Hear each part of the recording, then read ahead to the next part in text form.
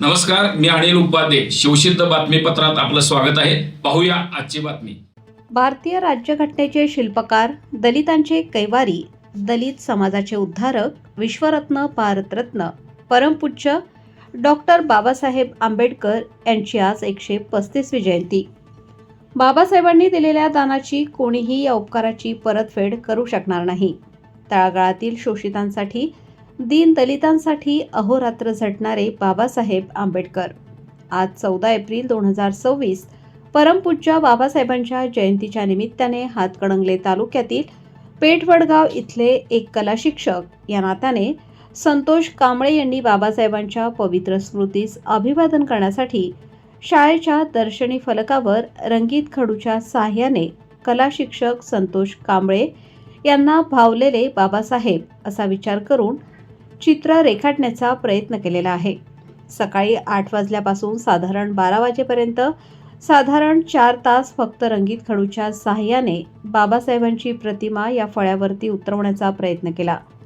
रंगीत खडूने स्केच करणे सोपं आहे, परंतु रंग भरून त्यामध्ये जिवंतपणा आणण्याचे कौशल्य, आणखी त्यात लोकांसाठी आपण निर्माण करत असलेली प्रतिमा ही कशी भावेल याचा विचार करून प्रत्येक रंगीत खडूच्या तुकड्यात जीव ओतण्याचा प्रयत्न करून प्रतिमा रेखाटली आहे.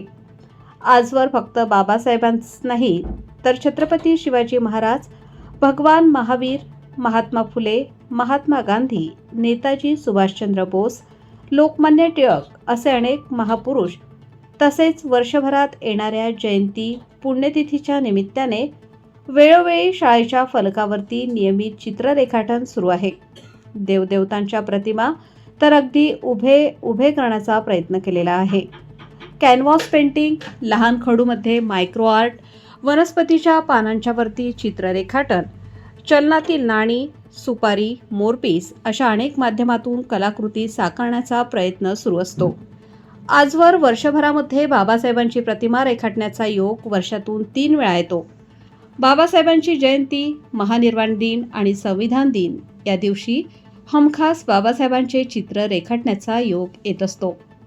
या कलाकृतीद्वारे बाबासाहेबांच्या पवित्र स्मृतीस कोटी कोटी प्रणाम करण्यात आले.